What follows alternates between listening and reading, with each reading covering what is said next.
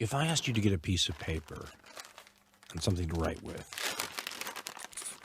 and to make a numerical list of all the things that you would be willing to die for, how long is your list? Panther 48. Willing to die for. Panther 48. Willing to die for. How long is your list? What is the tribal cell? Panther The 48. tribal cell is what goes above the immediate acquaintances of the social. Willing to die The for. family, the people you know, live next door. You would be willing I'm to talking about die for. tribal cell. Panther 48. I'm talking about those movies, those yet unborn, and those who are the How ancestors. long is your list? So the connection with the ancestors is tied into the tribal cell. Panther 48. What does that mean? That means that the tribal cell constantly reminds us Willing to die for. that we don't have the How right long is your to list? claim independence. Panther 48. All right, we're gonna go ahead and get started.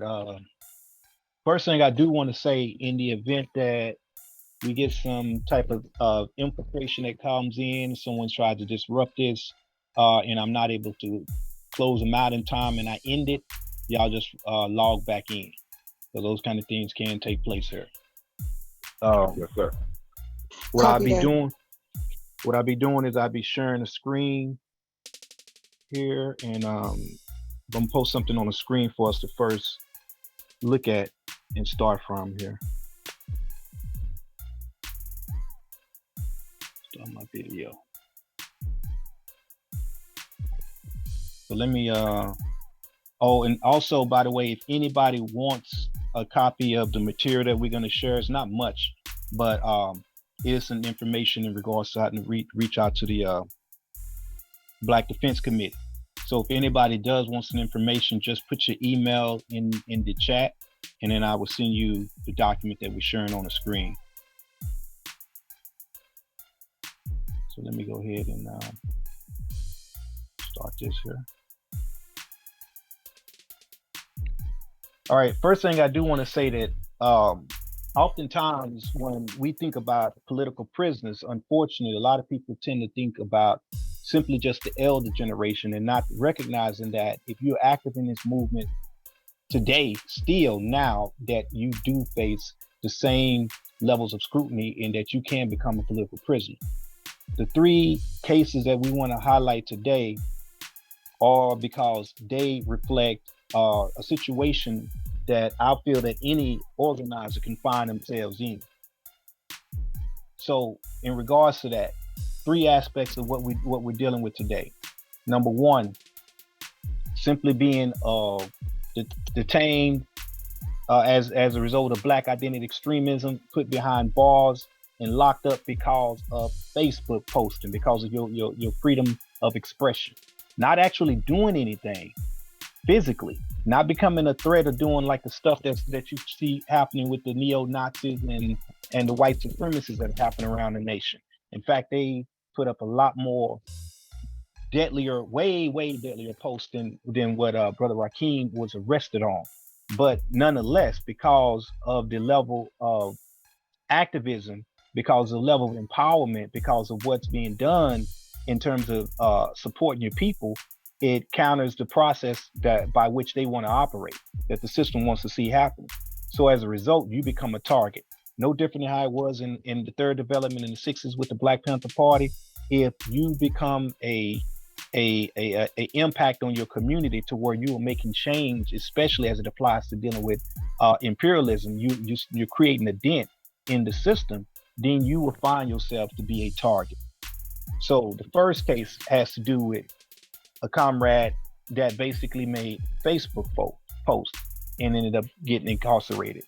Second case is a situation of self-defense, to where you find that you may feel that it's either your life or their life, and cop pulls you over, seems like they're going to be a little bit too aggressive. You got a decision to make. Either you're gonna let them stomp and kill you, or shoot and kill you, or you defend yourself. Third case you out in the community and you dealing with addressing some of the ills of the community. And in addressing some of the ills in the community, you implement street justice. And then you find yourself to be a victim as a result of that. So as it applies to these three cases, first one we want to talk about, and I want to show a quick video, and then I'm gonna let brother General Taco and brother Balagoon speak a little bit on the situation. Let me show the video here. So can y'all see the picture that's up? Just making sure y'all can see that. Yes, I can see. Yes, sir. Is there anybody that's on here? I just want to make sure I show of hands. Anybody on here that's not familiar, at least with Comrade? I'm not familiar. Okay, I'm expecting there's should be plenty that's not. And again, most of the time when we think about political prisons, we don't recognize that there are plenty of political prisons that of our generation, of the younger generation. So with that being said, here, let me share the screen here. Give me just a second, and I'm gonna post let this video play here.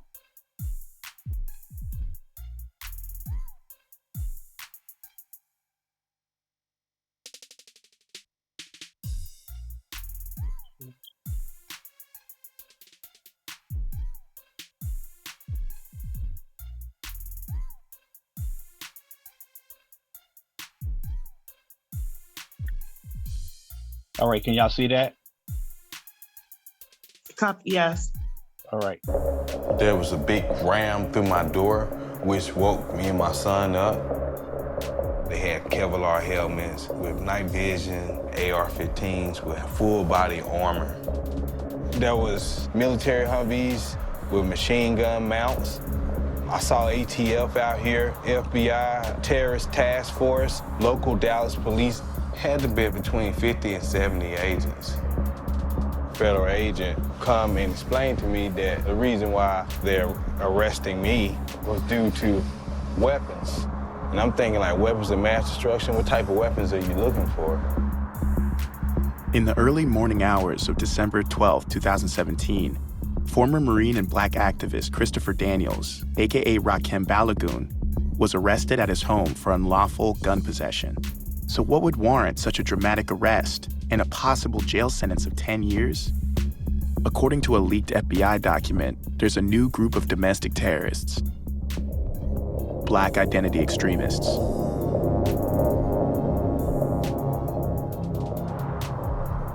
In May of 2018, a judge rejected the firearms charge, and Rakim was released.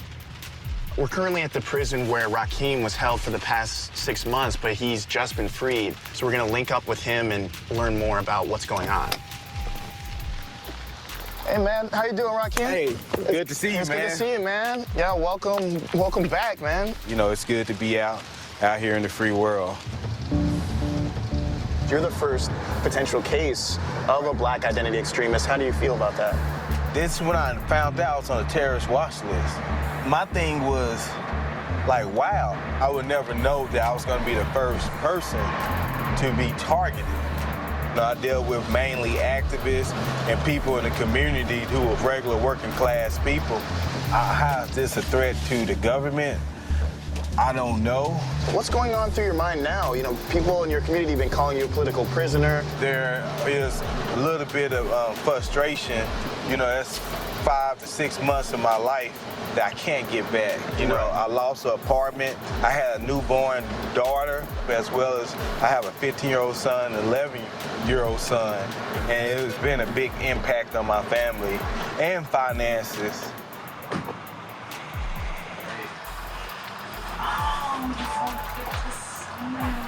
Good to see y'all as well.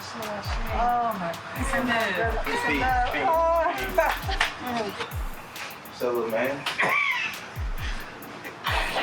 You excited. Rakim was greeted at home by family and members of Guerrilla Mainframe, the Black activist group that Rakim co-founded. On their website, Guerrilla Mainframe describes themselves as a community-based political organization. Who street? Our street. Who street? Our street. Their activities include food drives, self-defense classes, weapons training, and open carry neighborhood patrols. It was these kinds of activities, which are visible across Gorilla Mainframe and Rakim's social media accounts, that Rakim believes made him a target of the FBI. Considering the politicized nature in which Rakim has been absent, can you guys speak about what's been going on within the organization? We knew what we wanted to do in terms of making sure that he knows that people on the outside support him, and also get his story out and expose the contradictions as best as we could. I'm just so happy, being that they offered him a plea bargain, and he didn't take the plea bargain. That just shows dedication. He was able to endure what a lot of us, myself included, would have been broken. I mean, he's the warrior. Rakim was living in this apartment complex when he was raided by the FBI in the middle of the night in December of 2017. Looking around, it's incredibly residential, so I can see that it would definitely make a scene and people would question why the FBI terror squad would be here in the middle of the night. We were forced to walk from this door out here, come out like this, stop, turn around, walk backwards, and once we got here, put our hand behind our backs. They snatched me right out the way, like forcefully, and handcuffed me. All guns, aimed on me. The FBI seized 2 firearms, along with a book called Negroes with Guns, a famous nonfiction work by civil rights activist Robert F. Franklin. The book was said to be a huge influence on Huey P. Newton, the founder of the Black Panthers. As events unfolded, Rakim discovered that he'd been under FBI surveillance for 2 years, and that he'd be held without bond. They said I couldn't receive bond due to the fact that I was on social media, not empathizing with police officers who have been killed while in duty, and also due to a protest I did in Austin. Pretty much that as a whole, that makes me a threat to the community. Rakim's FBI surveillance began in March of 2015, after he participated in a protest against police brutality. The FBI learned about the protest from a video that was posted on the YouTube page for InfoWars, the far-right conspiracy theorist site run by Alex Jones. People were saying that the Black Panthers are out here doing an open carry march. So obviously we gotta go try and find these guys and of course see what the people out here at South by Southwest think about a bunch of guns in their face. Then separately, on July 7th, 2016, Micah X. Johnson opened fire on a group of police in Dallas and killed 5 officers. Dude, that's a cop down. Yeah, there's 4 cops down. On the 1-year anniversary of the shootings, Rakim posted multiple times to Facebook expressing solidarity with Micah X. It baffles me, to be put in the same categorization as people who run planes into the Twin Towers. Considering that you admired the tactics that Micah Johnson took against the police, would you say that's anything that Gorilla Mainframe or yourself would actively do or pursue? No, with Gorilla Mainframe, our goal is to educate the people, and we educate the people through political education. We believe in self-defense, but we don't believe in attacking the state because we feel that that's what the state wants you to do. Those statements that you put on Facebook, do you recognize why the police would take that as a threat against the state? No, I don't, because there has not been anything that I've done physically to say that I pose as a threat. My political opinion does not affect one law enforcement agent or police officer. On August 3rd, 2017, the FBI created the Black Identity Extremist Assessment, using the Dallas 2016 shooting and 5 other unrelated attacks on police as justification that this movement exists.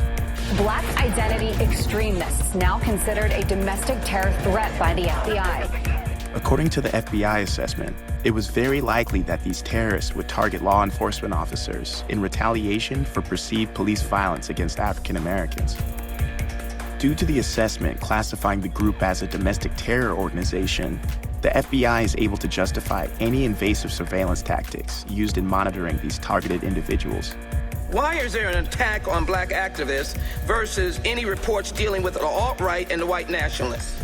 Can you answer that question quickly? I'm not aware. Planning on investigating that? When was that report completed? In August of 2017.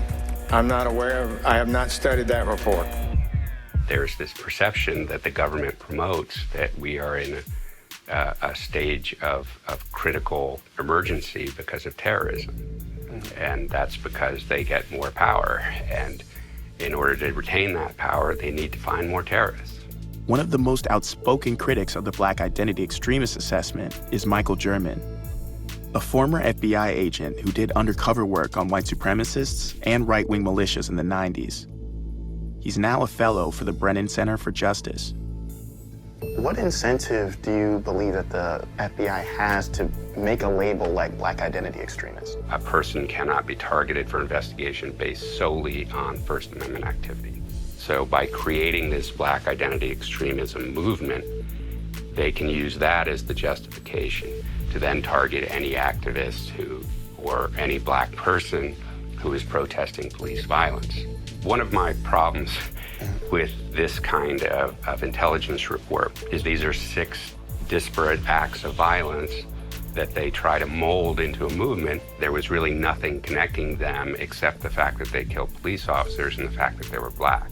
They don't have shared ideologies. They are not associated with one another. They weren't part of the same groups. They weren't even in the same state and city for the most part. There is no such thing as the Black identity movement. I've never heard Black Lives Matter activists refer to themselves as a Black identity extremist, right? It's sort of a made-up term that is used as an umbrella to cover anyone who is black and an activist, and really anyone who is black and has concerns about police violence or discrimination. They know that if they use this broad label, the police agencies receiving it will know who it applies to and can make it basically apply to anyone they want. Why is this extremism being pushed throughout the FBI on these minority groups? Any government sees protest against its own policies as threatening, right? That's a political threat, but it has an incentive to present that political threat as a security threat to the nation. This is a persistent problem. This is something that's happening now and has pretty much happened all along. Critics of the Black identity extremist label have drawn comparisons to COINTELPRO. COINTELPRO was a series of covert and at times illegal actions carried out by the FBI from 1956 to 1971. It was aimed at surveilling and disrupting domestic political organizations. They targeted the civil rights movement, Martin Luther King Jr., and the Black Panther Party. One day I was in the city of Minneapolis library, and I happened to be studying something on Malcolm X, and I noticed that there was always this man that was behind me. So I just jumped up and I started going in and out of the library, and he was trying to follow me, but, I was a little too fast for him. One day, the same man came by my apartment where I live and knocked on the door and said, Mr. Crenshaw, I would like to talk to you. And that's when I sort of realized that the FBI was targeting me and others. In December 1969, a COINTELPRO operation by the FBI broke into the headquarters of the Illinois chapter of the Black Panther Party. The arms raid culminated with the assassination of Fred Hampton, the group's deputy chairman. The FBI's tactics and subsequent cover-up were seen as proof that they tried to silence a prominent black leader. Fred Hampton was drugged by an informant and was assassinated. COINTELPRO is not over, it's just under a different name now. It's BIE. Whether it's Black identity extremists will be able to label. Coincidentally, Rakim even posted about the leaked assessment on his Facebook page on October 20th. Don't be surprised when them Homeland Security vans pull up. 8 weeks later, his home was raided. But now that he's out, Rakim was ready to resume guerrilla mainframe's objectives, including open carry patrols.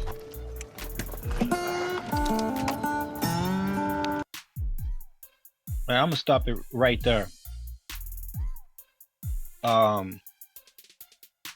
and I want us to have a little bit of dialogue. I'd like to hear from real quick, General Talk. I'm gonna get you to come next, but let me hear first from Comrade Balagoon and Comrade Eric just about Guerrilla Mainframe in terms of what they actually do for the community, as well as the community movement building. What you actually do for the community to become such a threat. I think this is Yafel Balagoon talking. Just from my part, I think the biggest thing is the political education part.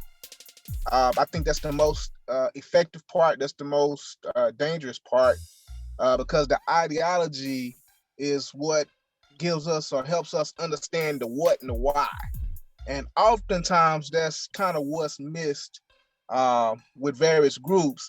But I think what can be effective and help us largely as a movement is to delve deeply into political education and have analysis. And we've had the opportunity to sit at the feet of elders and to talk with folks like yourself, Warlock, that can kind of help give a understanding of, what needs to happen. So to me, that's been the most effective part. I think that it sets us apart from any other groups. And I think also that's what can get us to be able to collectively work together and be more effective is more political education, and it's more analysis and more understanding, and also being entrenched in the community. Very rarely have we've organized in communities that we didn't actually live in. And I think that's something that we have to get back to. That's my piece. Thank you for that. Comrade Eric. Yes, sir.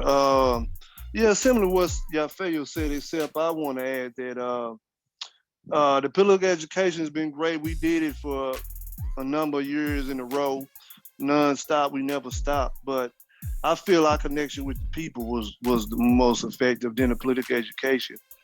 Because I understand that the people understand political education, through the observation and participation. They're observing. Like when we had the health education program, we were teaching not just, the hows and why of, you should be healthy of a healthy community and environment. But we were, educating single mothers, single fathers on how to, take care of themselves as far as the environmental standpoint and the healthy standpoint. Before all the health gurus came about, no disrespect to them, because anybody can educate our community on health is much needed. But before that was even popular, we was doing this, and at the same time we were patrolling. So the people got an understanding, they got an understanding of the balanced approach that we brought with the health education as well as the community patrol. They understood that, the police department don't do this shit. They're not patrolling and doing the service to the people, right? Even though they preach this, but they're really just there to protect private capitalist property.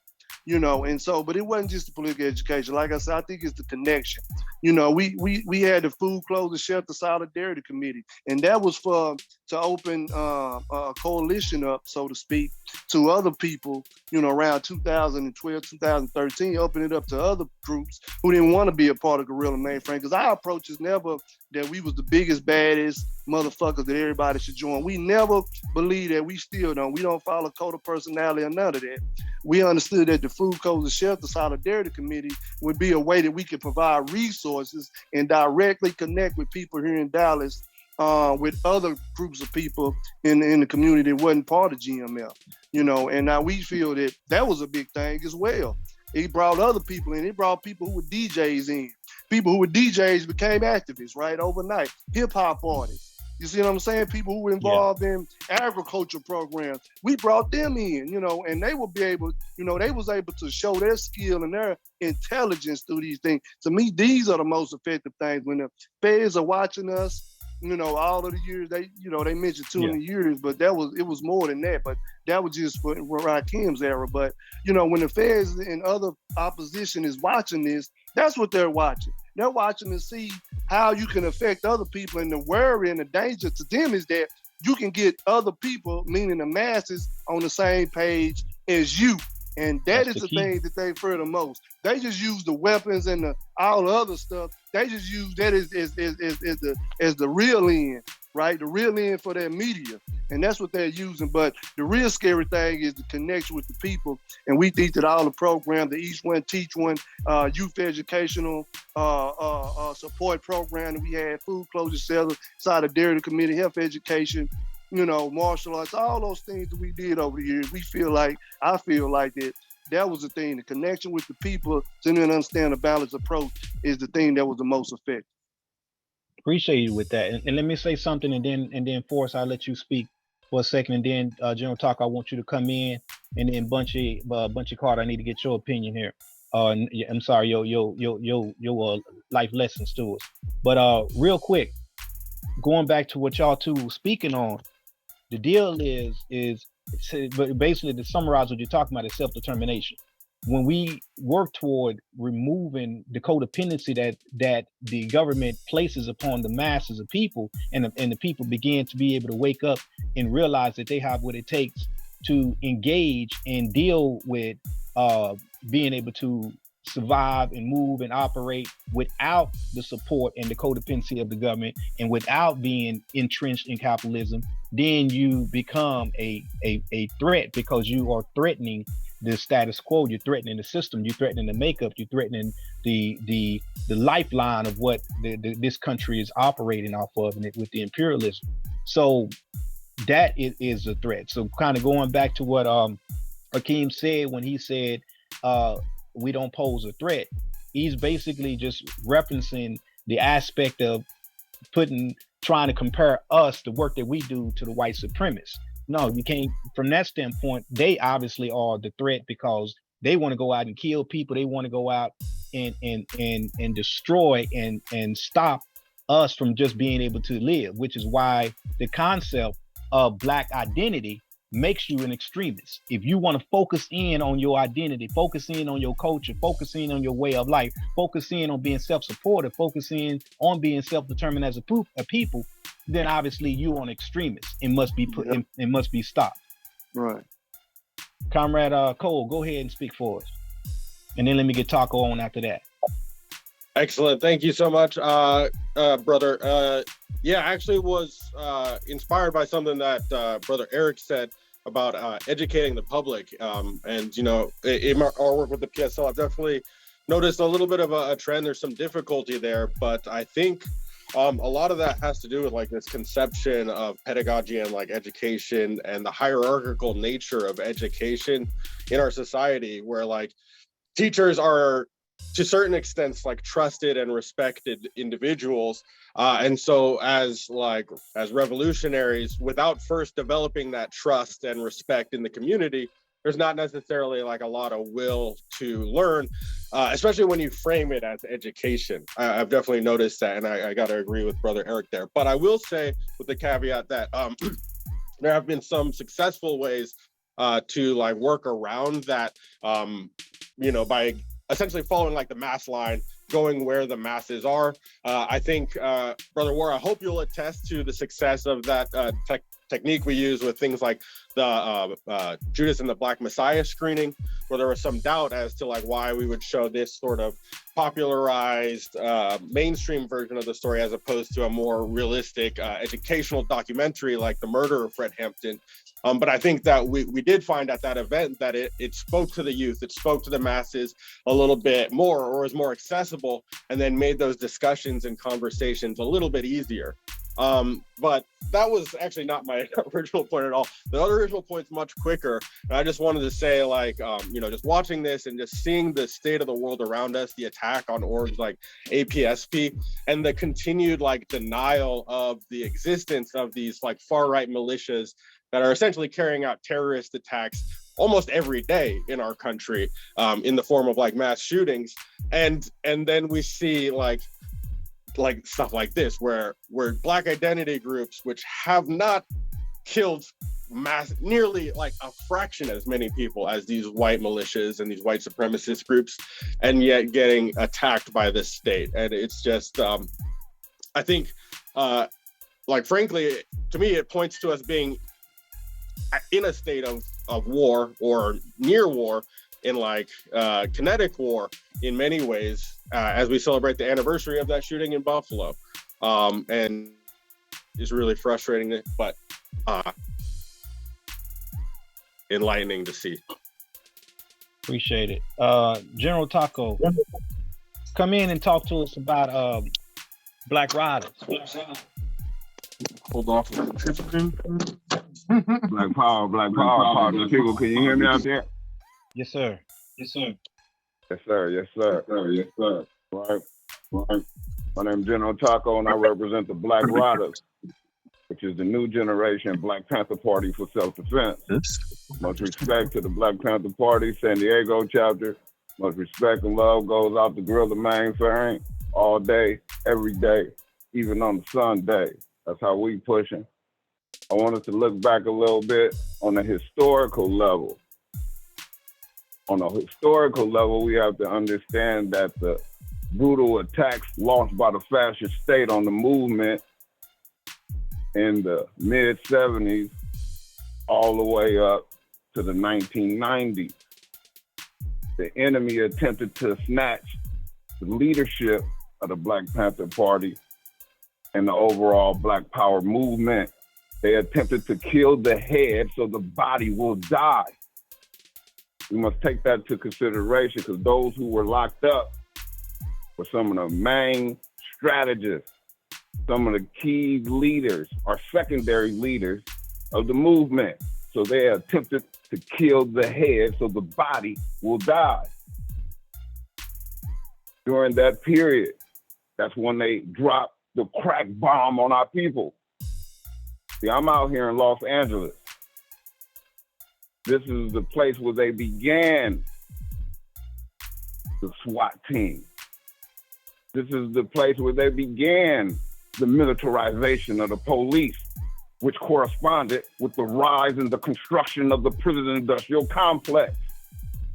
This is capitalism's main legs of today, which is the prison industrial complex. It was directly linked to them attacking the leadership of the movement. Because after they attacked the leadership, they went to the masses of our people, the real body of our people. And they understood, based on the consciousness that was raised primarily by the Black Panther Party for self-defense, that they had to guarantee that such an entity, such a powerful group will never, ever come into existence again. Taking into the consideration the brutal assassination of Bunchy Carter, the head of the Southern California chapter of the Black Panther Party. This is the brother we learned early in 1996 when Black Riders was created. We learned that this brother is the brother who created the Crips, which stood for a clandestine revolution in progress.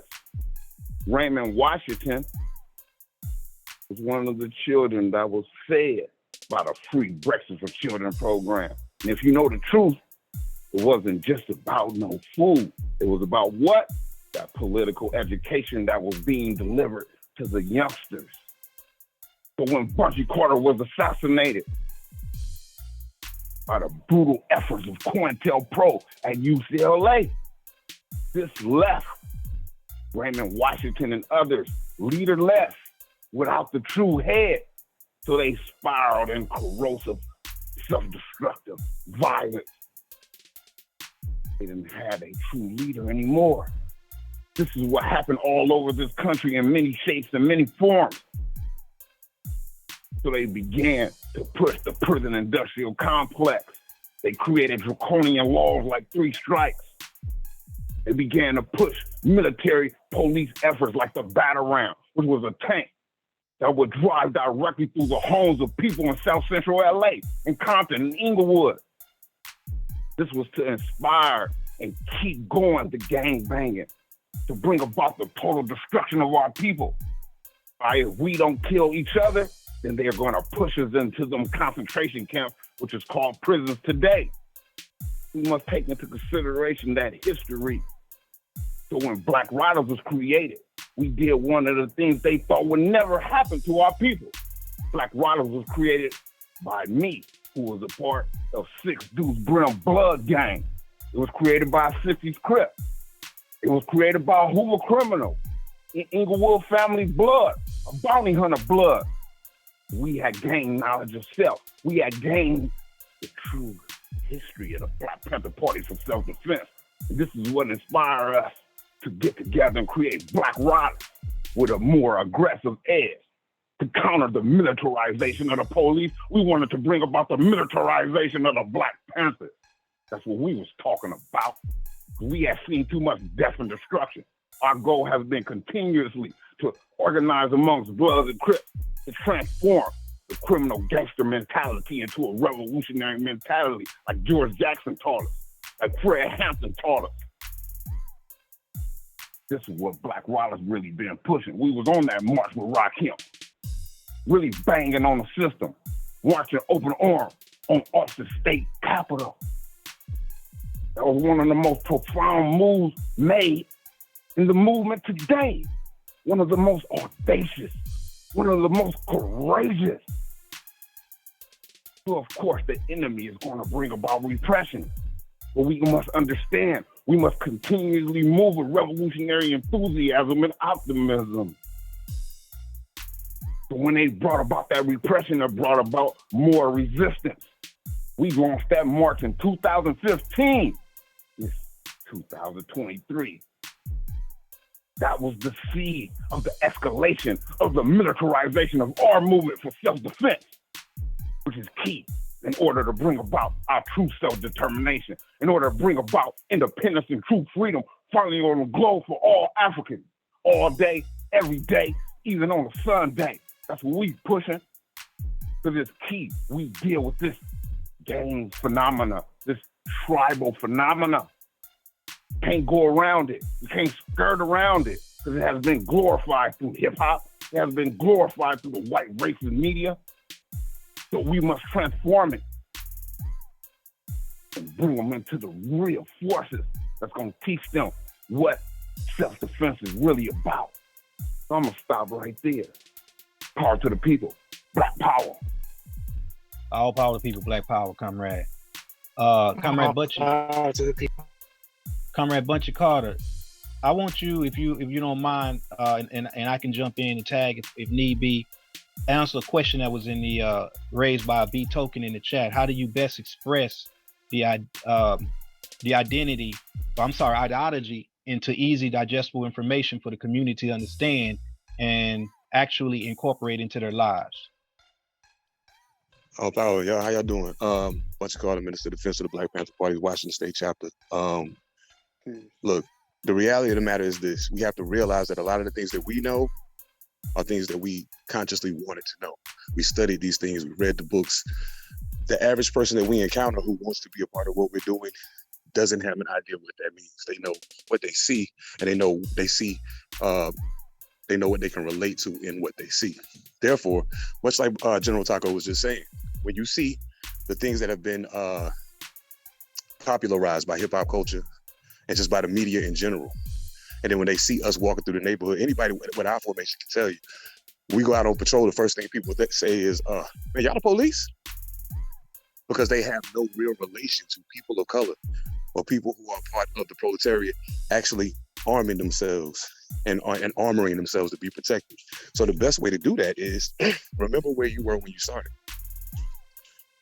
You can't begin a conversation with somebody at level 5.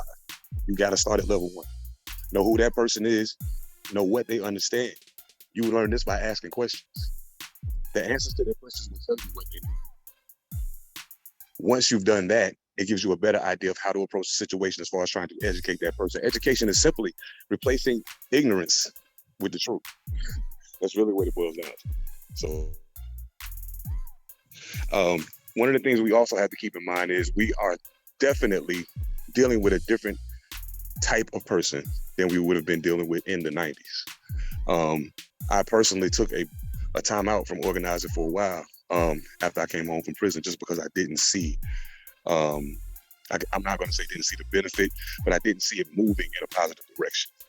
But one of the things that I've learned since coming back is very simple. It is our responsibility. We have to treat even the adults that we approach on the streets when we're trying to give them this ideology and trying to get them in tune with not being so blinded by capitalism and imperialism that has affected their lives forever. The first thing you have to do is break it down to the very last compound, to the very purest part of it. Who are you? War, I remember one time we was on class with you and you were saying that that's one of the most important things. And as a former 5%, I can tell you, knowledge of self is the foundational brick to build everything else on. If you don't know who you are, none of the rest of this matters. So we have to start there. Tell people who they are. Make them aware of who they are. Help them understand who they are. And then they can understand who we are as a collective, as a people. And then as humans, as the masses of people who have to fight against the system that's leaning on us. I'm gonna stop right there. Thank you, Comrade Bunchy. Let me go back to sharing the screen real quick, and then I want us to go talk about another comrade. So, real quick, did Eric, do we have any update on Comrade Rakeem's situation now in prison? Is there anything either one of y'all could tell us in regards to him now? Yeah, it's just like anybody else, anything else. He just needs support right now. He ran across some health hazards. Of course, his prison, you know how that is. Health hazards not too long ago, was affecting his health. The raw, dirty conditions of the prison. But we was able to get that taken care of through, showing support and challenging the status quo. But right now, he just, need, constant support and things of that nature as we look into other ways of trying to deal with the case. But right now, he's in, good standing, as far as spiritually and mentally, and still standing on, his post and what have you. But just constantly, support, as far as who he is and what he represents is the main thing. Just keeping, his history out there. Is the thing we looking at. But it's not update on any particulars in the case right now. Copy that. By the way, on this document, if anybody wants to, again, get a copy of this document, just put your email address in the chat, and then I'll go back and make sure you get this. Before I move on, we got Comrade Syke, that's Brother Syke, that's joining from the Panther 48, who served time in 17 years in prison. So I want to bring Comrade Syke on to just talk about what it takes to stay positive, stay uplifting, and do the work while you're locked up behind bars. Comrade Brother Syke, talk to us about the prison industrial complex. Well, you didn't give me a chance to get in here, did you? Joe didn't. Hold on. All right. Now, what we talking about? Basically, the work you did behind bars, what you did to stay motivated, what you did to not allow the system to break you while you was locked up. Well, I know that y'all were talking about political prisoners, so I want to say this first before I get started. I wasn't incarcerated for any political reason, and the reason I want to make that clear, because I don't want to disrespect the political prisoner, those brothers and sisters who have been incarcerated for those reasons. I was incarcerated for an error in judgment and a mistake that I made. And I'm saying that because this is also important to understand about living the life of a revolutionary, living the life of a Panther while you are there. This is important, I think, to understand and to know. When I made my error and went to court, while I was not incarcerated for my political beliefs, I was convicted, and the punishment that I got was based off of my political beliefs. It was something that consistently came up from the time when the charges were filed. It was, he's a Black Panther. From the time that we were getting ready to go to trial, it's he's a Black Panther. I heard this through the entire trial. Now here's the thing. Here's what's so ironic. They can't legally prosecute you for being a Panther, for having any other affiliation, but they consistently made sure that every single person that was involved in the conviction process knew of my political leanings. And even Black people utilized that against me. So that was a weapon that was used to assist me in getting the most time that I could possibly get. So when I went to prison, you know, when I went to prison, I was active in the struggle. I was a member of the Dallas chapter of the New Black Panther Party. I was the chief of staff under Brother War at the time, under Brother War and under Brother David Foreman, who at the time was the National Minister of Defense. And being in that role and then taking such a fall, to me, that it upset me. It produced anger in me. But one of the things that I did not want to do was go to prison and then just be ineffective. I needed a purpose. I needed a reason. I needed something to do. And one of the first things, I'm not going to read a lot, but I am going to read something because I read this while I was in prison, and it kind of turned the lights on for me. First thing I wanted to know was how to do that level of time and still be productive, because I had never done it before. So, and I didn't know how to do it. And I didn't know anybody that knew how to do it. Contrary to popular belief and what the movies may show you, there is not a legion of conscious brothers walking around the prison ready to hand you a book and put you on knowledge. That's just not what, at least not in Texas prisons. That's not walking around. There is not, George Jackson is not walking around the unit ready to educate you. Who did they use in the Malcolm X movie? Bimby is not walking around ready to educate you. Whoever the brother name was on the movie South Central that dropped signs on OG Bobby Johnson, they not there. They didn't exist, at least not in the places that I was at. Because, you know, I thought that I was going to meet that person, and he wasn't there.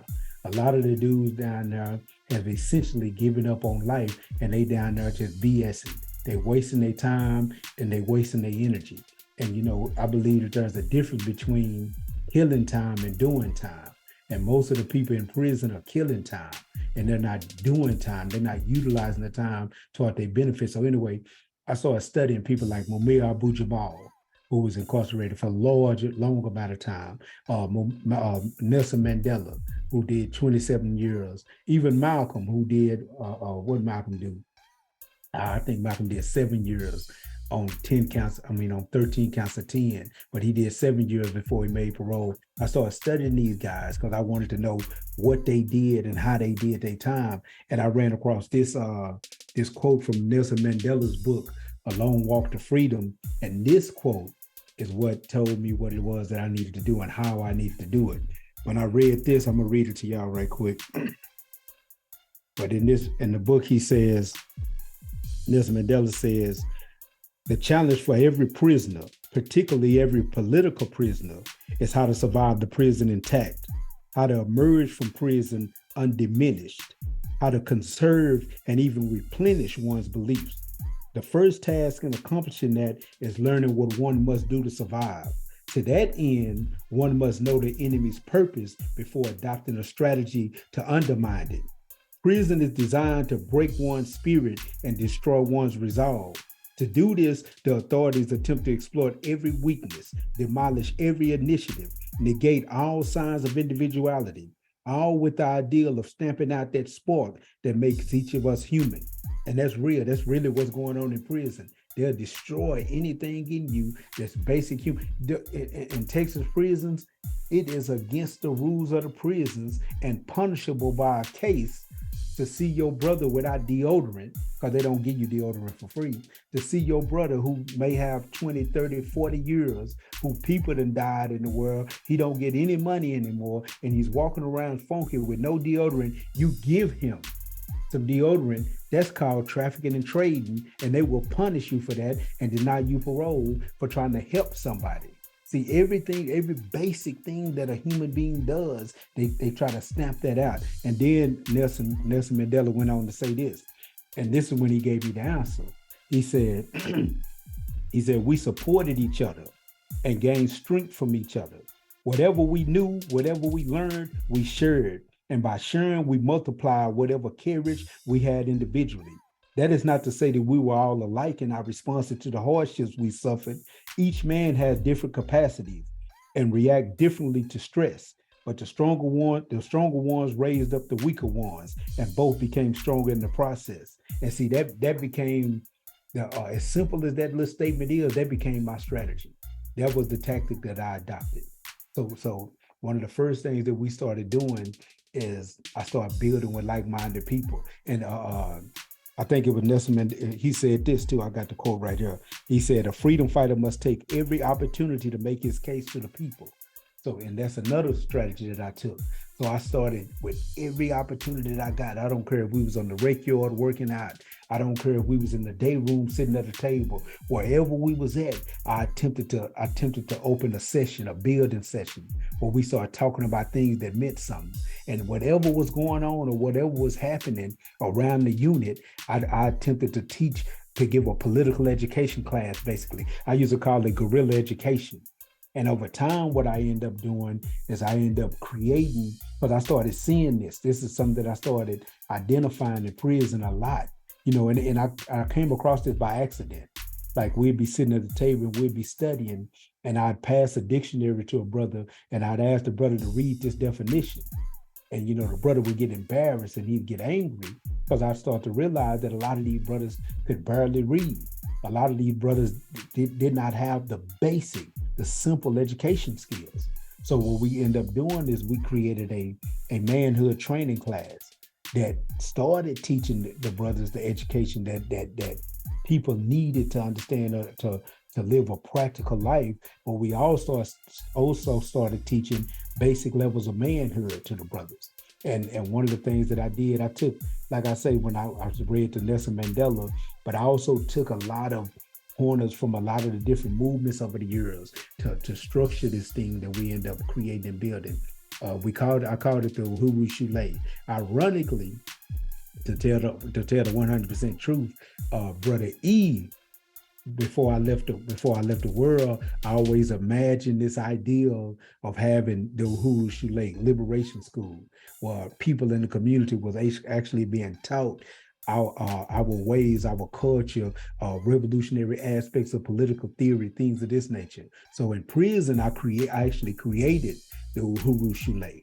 And when I created it, one of the things that I required of the brothers to show and prove that they wanted to be a part of it was for them to memorize the 10 virtues of a student. And a lot of these brothers that could barely read, once they started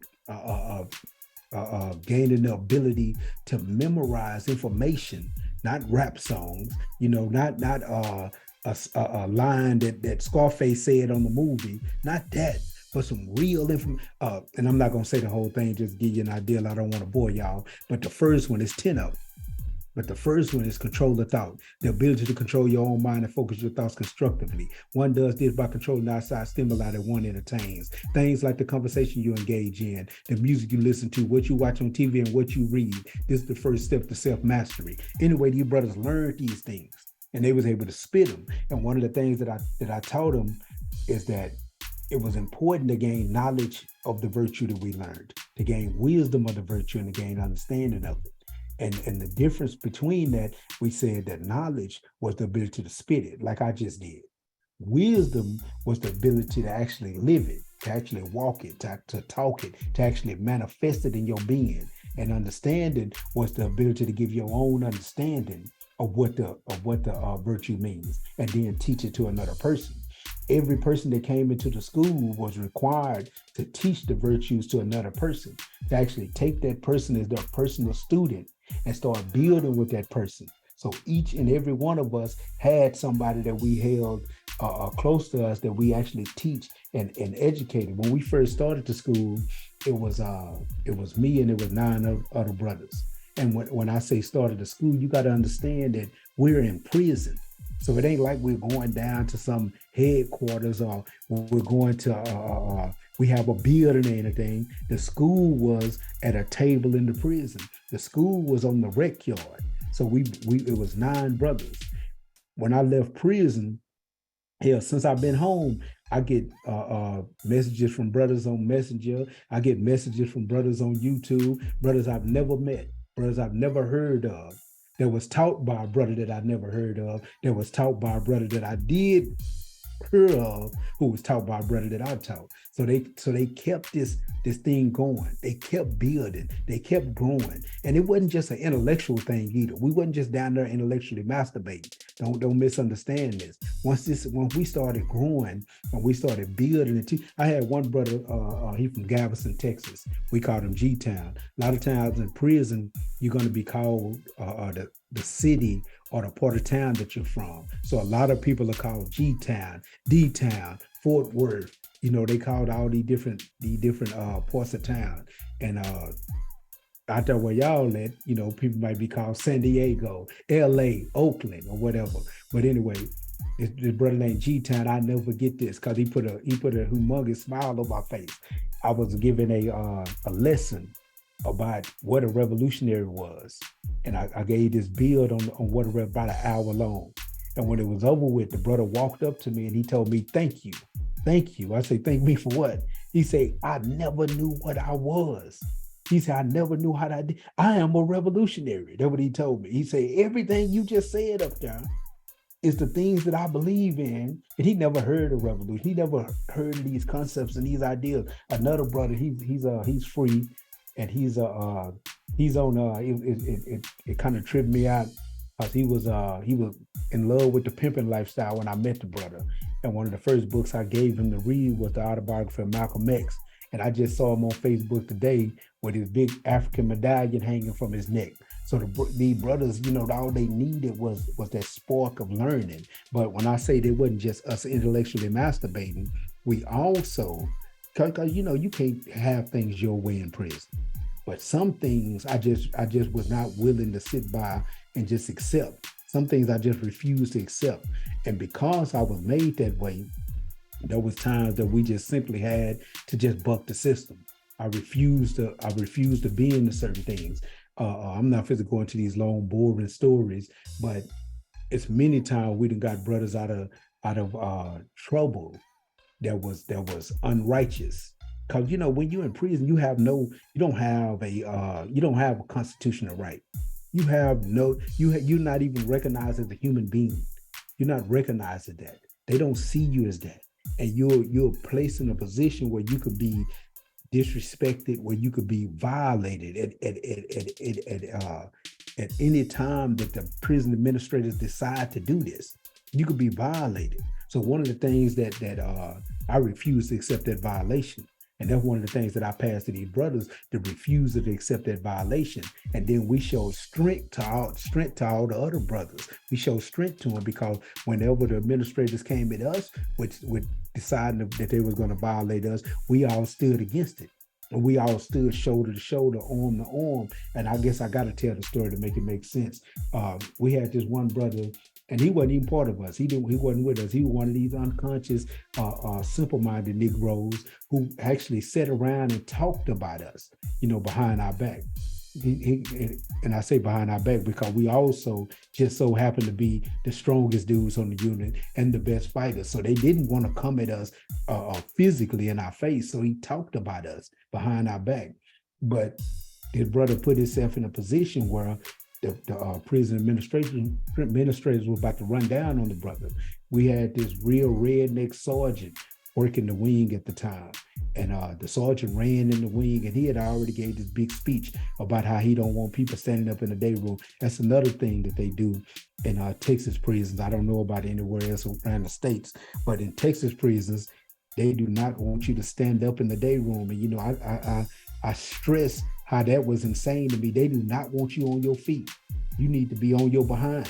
When you walk to the only time you can be standing up is when you're walking from your cell to the day room. Then you need to find you somewhere to sit and get in that seat. And if it ain't enough seats, then sit on the floor, but do not stand up.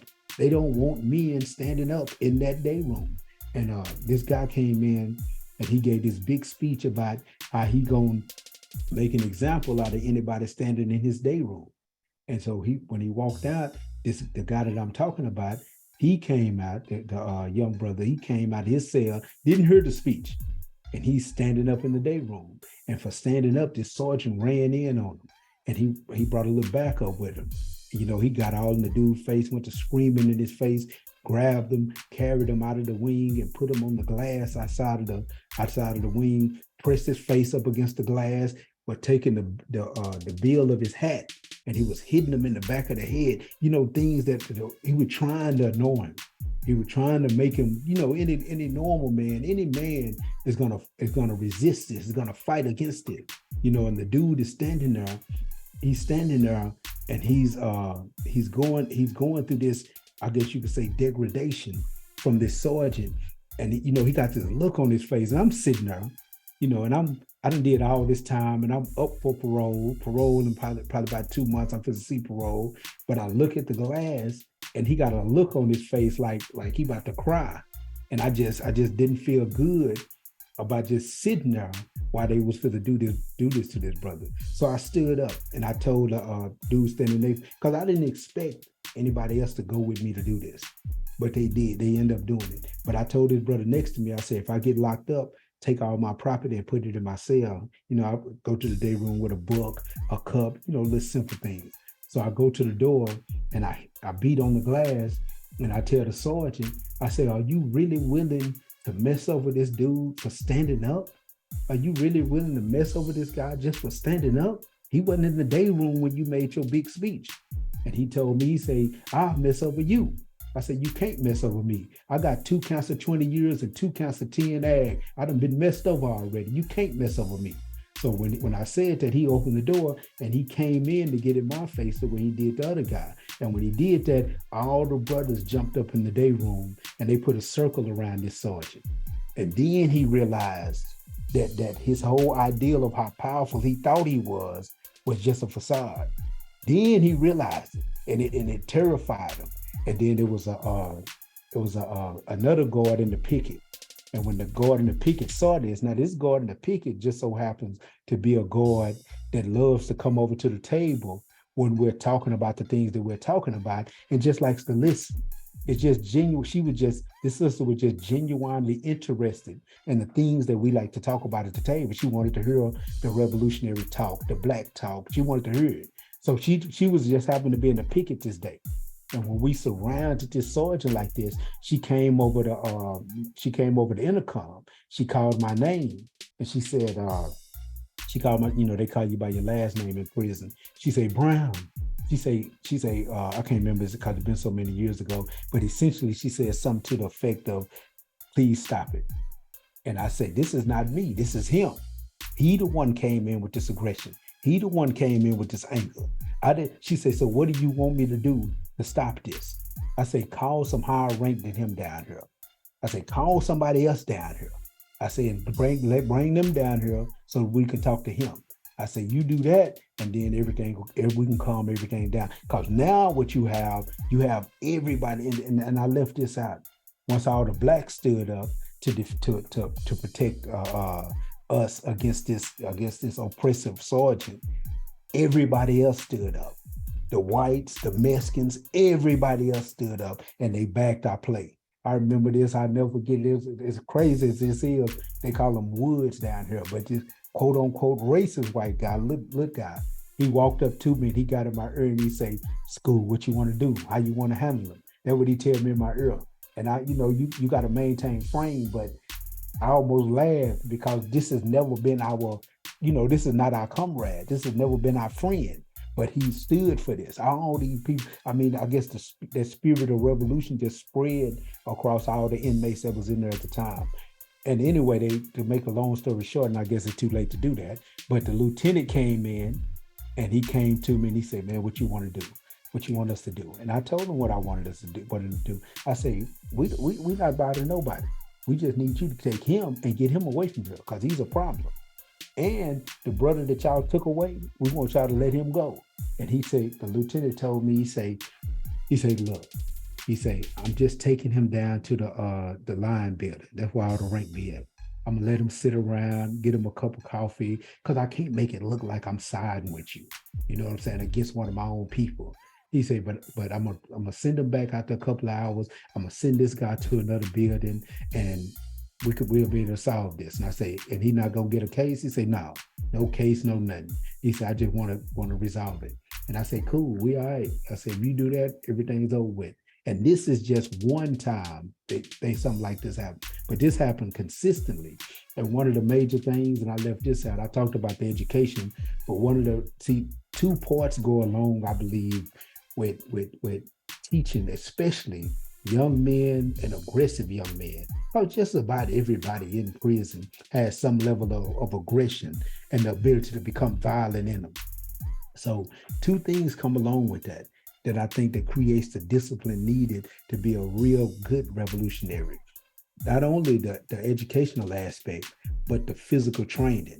See, we started the physical training, the boxing training. We had a little brother, his name was 6'4". He had been practicing martial arts all his life, so we let him lead the combat training. We did the working out. Like as I said earlier, we had the strongest. Our team was not the biggest group on the unit, but we had the strongest brothers on the unit, and we had brothers who were qualified to do the push-up training, the pull-up training, the running. We literally ran 4 miles every other day before we did an hour-long weight routine. This was our consistent and our constant way of doing our time. This is what we did every day. And to qualify for the physical training, you had to memorize your virtues. You had to know your knowledge, and you had to be able to. And another thing that we would do is if you didn't know your knowledge and you couldn't really speak and build on your knowledge, we would take your book from you. You wasn't allowed for the Panthers. Let's say your membership manual, with your platform and your mechanisms and all your principles and bylaws in it. We took that. If I walked up on you and asked you questions about your book and keep in mind our book, I'm gonna show you mine. But our book had to be handwritten because we was incarcerated. My book is tore up because it's been so many years. But your book had to be handwritten. This is my book. And if I walked up to you and asked you questions about your book and you couldn't give me something on your book, I took your book because this is your crutch. You're a handicap. You're lame. You know, you didn't have the ability to move without this crutch under your arm. So I'm gonna take this from you, and you go learn your principles and learn your knowledge, and then you can earn your book back. And I love when the brothers say, "How am I gonna learn it if you got my book?" Well, you need to go to one of your brothers that have the book, and then tell him, "Brother, I need to learn my lessons so I can earn my book back." And usually after the brothers did that, they never lost their book again. There's a brother named, I'm gonna shut up after I say this. There's a brother named Rich. If any of y'all ever watch our channel, the Panther 48 channel, he done been on there as a guest a couple of times. Light-skinned guy with a big, long, gray beard. He's mixed race. His mother is Mexican, his father is black. His brother lost his book once. He never lost his book again. Matter of fact, he became the premier teacher on the unit. And I have to actually credit him for spreading more of the lessons. I may have created them, but he spread more of them than I did. He built with more people than I did. And I made it a requirement for you to learn your 10 virtues verbatim in 7 days. He dropped that time to 3 days because he had proved himself. So I allowed him a little leeway to change things as he saw fit. And he's probably the best that I've ever heard to spit the virtues. Another thing that we came up with, we called it climaxing the virtues. Once you learned all 10, when you could spit, or think about it from this perspective, think about your platform. Think about your platform. If you memorize the entire platform from first word to last, if you could spit that entire platform from first word to last with no mistakes, no stuttering, no stumbling over yourself, just go. And it never ends. We call that climaxing. So we made that something that brothers wanted to achieve, the ability to climax his virtues, to actually just kill it. And once they got that, usually you were dealing with a brother that had actually not only just started on the road to building, you had your builder now. You had somebody who had made a leap in their own personal development. Did you have anything else you wanted me to speak on, Brother Wall? I believe you covered a lot there, comrade. Yeah. But in closing on that segment, I think it's just real important that the majority of the people here that have not experienced that, and when they think of political prisons or when they just think of cats in prison, period, they don't think about the power of organizing, the power of building, the power of growing, and how you can utilize that time to become a better person, become an impactful person, to help others, and basically, and you operated as a revolutionary and operating to that capacity. What you did goes back to why we highlight these specific cases on how certain people become a threat. Is because what you creating self-determination. You're teaching people how to liberate their minds and be powerful and spread it. And see, that's what makes revolutionary dangerous, is when they're able to not only operate from a certain capacity, but teach others how to do the same thing, and then create a perpetual cycle of being able to do that on and on and on. And that is what our enemy fears, is our ability to be able to do just that, which we refer to as foundational generational advancement. So thank you, comrade Sight, for that. And going into the next go ahead. Let me say one more thing, cause you just reminded me of something.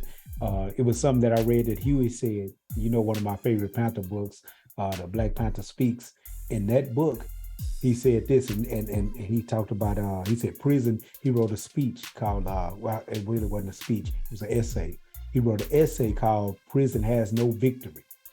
And in the essay, he explains, I'm not going to go into all the details, but he explains the different types of prisoner. He said that you have the illegitimate capitalists, and you have basically the revolutionary, the political prisoner. That's what he called it.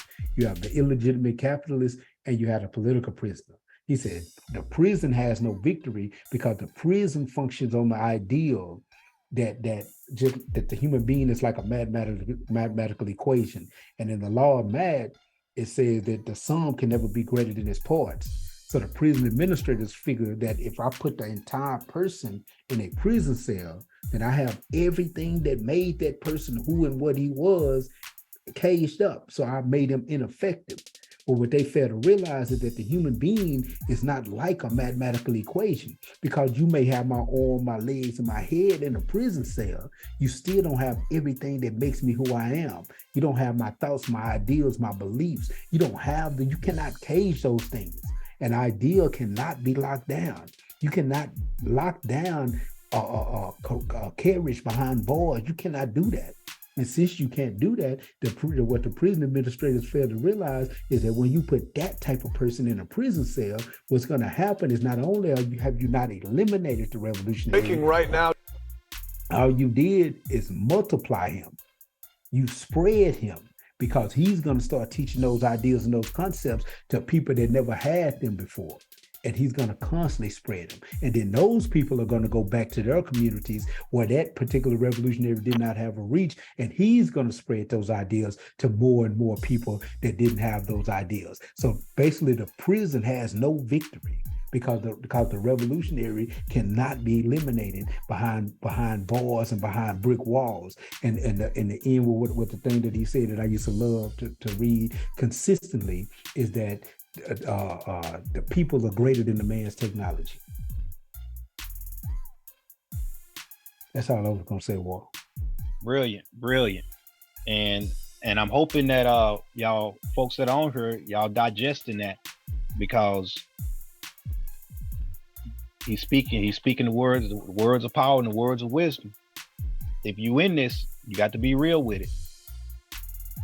Let me go to the second case we want to talk about here, and then I want to let General Taco jump in and speak on this one. Let me share the screen here just a second.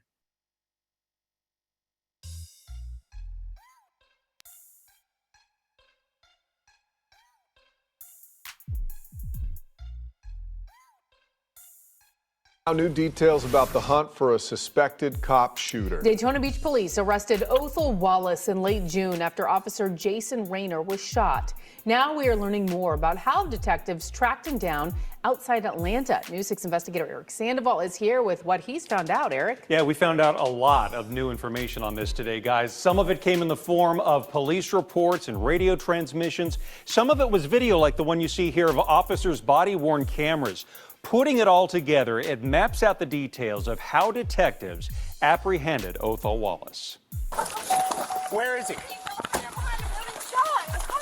Newly released body-worn camera footage shows the moments on June 23rd, right after Daytona Beach police officer Jason Rayner was shot on Kingston Avenue. What happened? Right here. We don't know. We have no 14. A woman who told officers she was his girlfriend identifies 29-year-old Othel Wallace as the man in the picture they were looking for. We're protecting her identity. She says she tried to help. I heard the people yelling. I thought it was just a fight, so I got up just to be nosy, we being mean. And then when I got to the living room window, this was out of my bedroom window. When I got to the living room window, I noticed that it was a little bit more than that, so I opened the door and I heard we need towels, he's on the ground. As police dogs searched the property outside, new documents show detectives started pinging Wallace's phone to track where he might be. Data obtained by News 6 shows detectives tagged his car in Deltona at 9 o'clock, moments after the shooting. At 4 o'clock the next morning, he was in Gainesville, where his father owned property and where his car was found in a parking lot. As his phone pinged traveling up I-75, police documents show new be on the lookout alerts were issued in Georgia. The records show he arrived in Atlanta around 9 a.m. the following morning. He would be arrested just outside the city 2 days later. Back in Daytona Beach, officers served a search warrant at his apartment, discovering guns, ammo, and a ballistics vest with the new Black Panthers insignia on it. I just want to really get the legal stuff started. I really want to get your lawyer in there as soon as possible. And in a video call from jail to a supporter, Wallace says he wanted people to know this. I'm a good guy that got caught up in a situation where I could not, absolutely, it was either death or this. All right, so what we do not have right now is the body-worn camera footage that might show the moments leading up to when officers... Let me stop it right there. Because basically, the way he ended that is I think is the point I want us to speak on. When you're doing this work within the community, especially if you engage in cop watch programs, and this is important for those folks here in San Diego that's just starting that, engaging in cop watch programs, you are going to become an enemy of the law enforcement because you're changing their viability being out in the community terrorizing. When they're no longer able to go out and just terrorize our people, and they're not able to go out and confiscate items and trap people and do the things they do to help raise the police budget, you are going to become a threat to them. You can very well find yourself in a situation where it's either you kill or in terms of self-defense, or be killed. And so the way I see Othel's case, regardless of how any of us may feel in regards to whether we would make that same move or not, the point being is life or death out there. The point being, you will have to, as a revolutionary, someone that is organizing the community, you are going to have to be able to be very tactful in terms of how you operate day in and day out. And so the political conscience, the PE classes, all of this stuff is very important and very key. Having that experience, having those skill sets, that going into the stuff that Comrade Syke talked about. But I want to go ahead and pass it to General Taco to just speak on it a little bit. Yes, sir. Yes, sir. Power to the people, Black Power. All right, based on the nature of revolution, it's based on deep secrecy. I'm not at liberty to go into the case, but I must say this: free Ozone, the powerful brother. I met him up in Tulsa, Oklahoma, when we had almost 1,000 soldiers with them choppers, AKs, ARs. and we was moving to help bring about justice after 100 years where our people were bombed in Black Wall Street. So in order to bring about redress for the people and to tell them never, ever again will we allow this to happen. Not on our watch, all day, every day, even on the Sunday. So we pushed that mission. And then after that, pigs constantly start following Ozone, constantly start harassing Ozone. It's like Huey P. Newton said, power is the ability to define phenomena and make it act in a desired manner. Power is the ability to define phenomena and make it act in a desired manner. So in terms of Black Panther knowledge and history, Huey P. Newton, Bobby Seale, and others, when they began to push patrols at the pigs openly armed, they also brought into mass awareness the need for any revolutionary group to be armed. Because once you raising the consciousness of our people, once you teaching political education, once you meeting the basic needs and desires of our people, the enemy will attack. So armed self-defense is not just for the overall Black community, it's for the survival of the Black Revolutionary Organization. Or else they would just push through, bully and intimidate and wipe you out.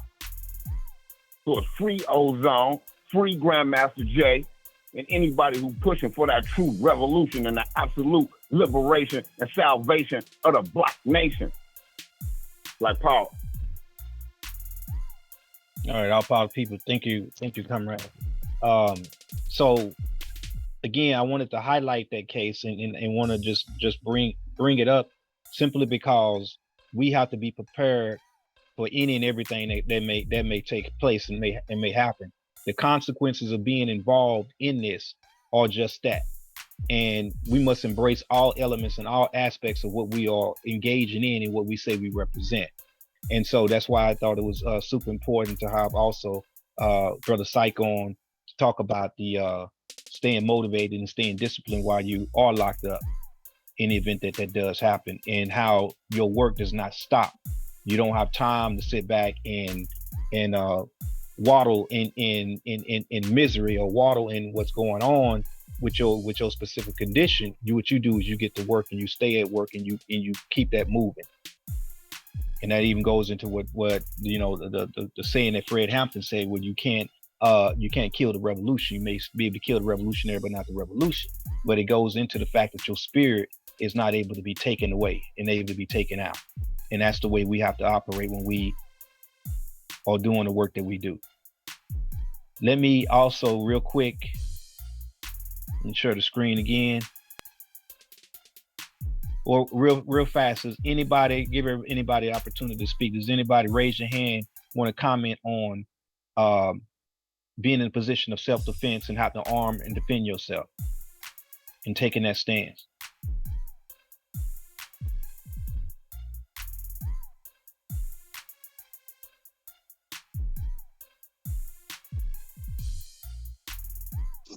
What was that, one more time? Anybody want to speak on the idea of having to arm up and take a stance on self-defense? Oh, that's look, realistically speaking, self-defense get confused with violence a lot. But self-defense isn't violence, it's intelligence, if you ask me. The main thing that is now the rules are different in different places. Much as we learned when we came down there, it's different. We are able to openly carry firearms here, which is good for us, but also could be a negative because so can the enemy can also openly carry. But one of the first things you have to do is fortify the community. There has to be some type of unity and some type of network within the community that is interested in keeping the community safe and free from harm in order for you to exact real self-defense. As an individual, it's necessary to have situational awareness, always know what's going on around you. That's another part of that is the education. If you can't teach people what it means to truly defend themselves, or that they even have a right to defend themselves and to determine their own destiny. They will never, under any circumstances, truly be prepared to defend themselves. One of the examples I like to think about is Cuba.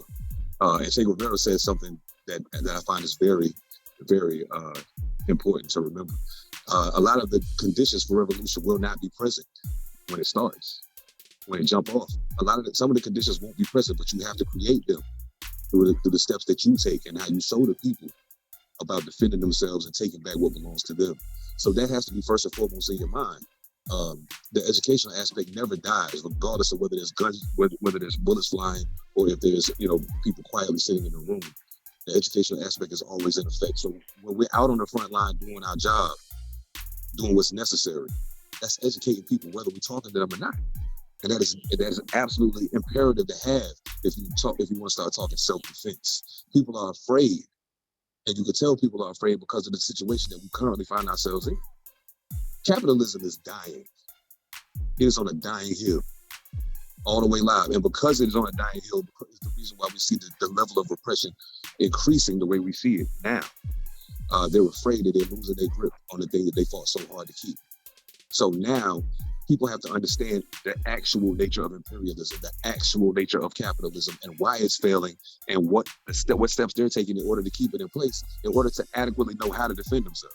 So the Second Amendment gives you a right to carry a firearm. If you don't have a right to carry a firearm, there are legal measures that you can take to get that right back. However you have to do it, it's absolutely imperative that people arm themselves, especially the Black community, arm themselves to defend themselves against police repression and from the system, because they coming. No matter how we may want to sugarcoat it, they coming. And we have to be ready. How powerful. Yeah. Power. I just want to speak to the contradiction of self-defense, as it pertains to Black people. It's seen as taboo for sticking up for yourself. That's the reason you see videos when somebody's fighting, once the Black person get to start fighting back, everyone steps in and intervenes. And it's important to note, historical materialism and the fact that a lot of things couldn't have went down if folks just wasn't armed. And that's just the reality of the situation. Lowndes County, that whole situation would not have went down if they couldn't hold down a building. So you have to think in terms of heightening the contradiction, like Chairman Fred said. It's one of those contradictions to where you're not supposed to defend yourself at all, and on all stages. On the day-to-day at work, in general, it goes way beyond armed struggle, but it's about heightening that contradiction, getting out of that mindset of being victims. All power to the people. Thank you, comrade. That's our chief of staff here in San Diego. B Token, go ahead.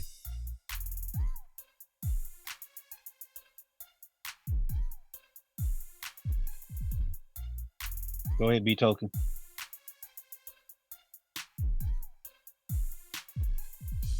You there? You got your hand up?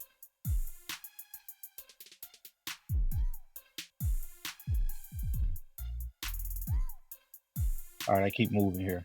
So let me go to the third one, third case. And General Talker, I want you to speak on this. I apologize, I wasn't able to get a picture of Comrade Muhammad with the Black Riders, but can you tell us about this situation as much as possible? Yes, sir. That's Captain Muhammad Ali, which is a good brother who's been a part of Black Riders for about 10 years. He first joined the Oakland chapter and then branched off and created the Antioch chapter. Strong, good brother. There's a new rise in the last 5 years of gangbanging up in Oakland, regardless if it was the original birthplace of the Black Panther Party for self-defense. This is like a brand new phenomenon. So back in the early 80s, a lot of OGs out there and the elders used to have this program called Gloves Up, Guns Down. And this was Black unity representing in Oakland still after the destruction of the Black Panther Party for self-defense. But through gentrification and other things that went down, then that program died in the 80s.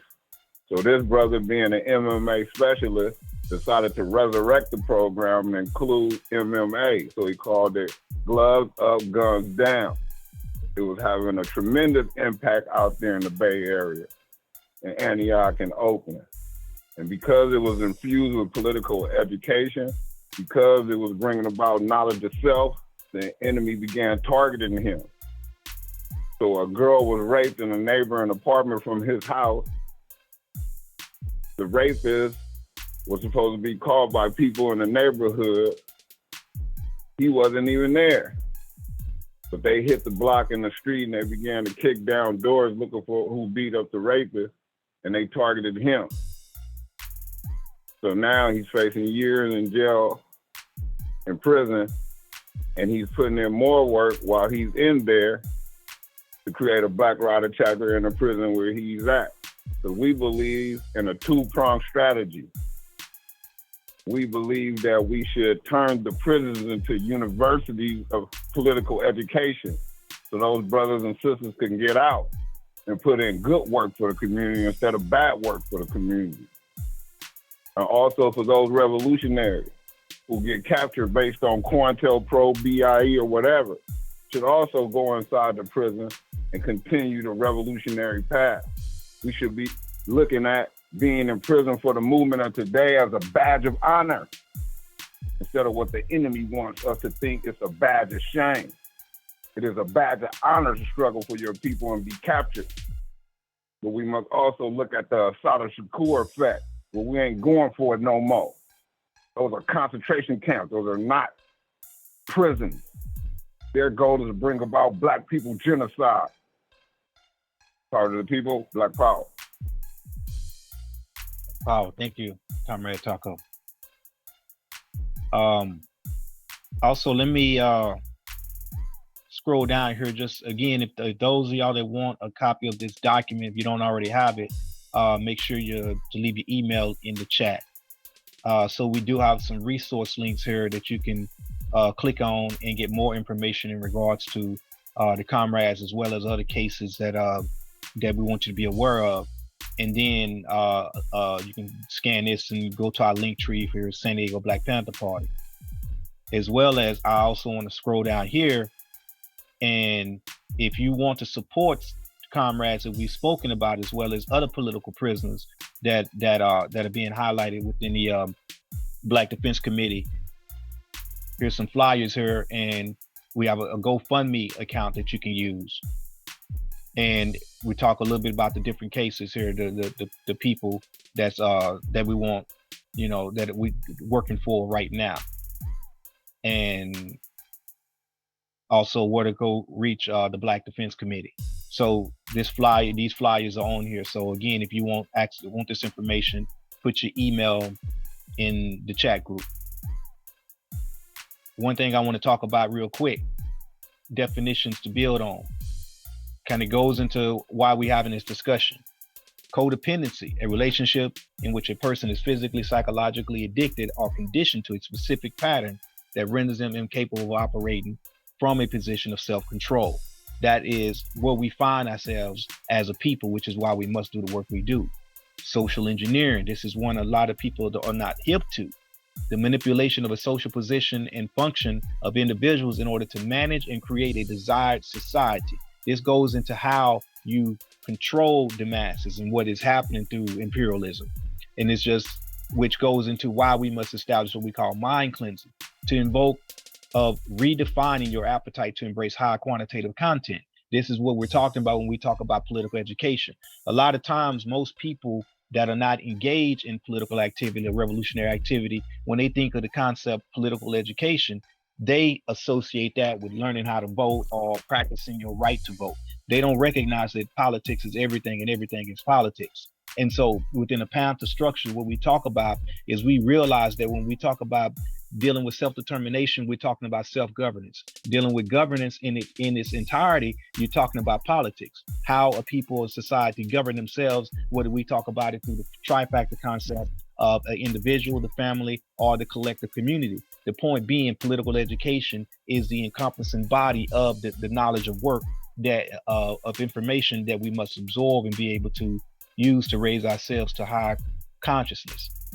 As a result of that not being the case with the general masses, we call that Operation Project HIM, which is basically handicap education, irrelevant in entertainment and mind control. And handicap education, keeping the youth ignorant on real mathematics, real economics, real law, and real history by way of inefficient process and methods designed to teach linear quantitative perception. And we realize that linear thought patterns are what causes us to not be able to have critical thinking. And so we teach from a perspective of non-linear thinking.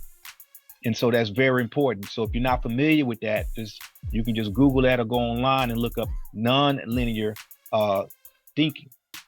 The next one would be relevant in entertainment, keeping the masses on entertainment below the sixth grade level of education. The point here is you get caught up in repetition. You get caught up in not exercising your brain power and not stretching it to be able to do more.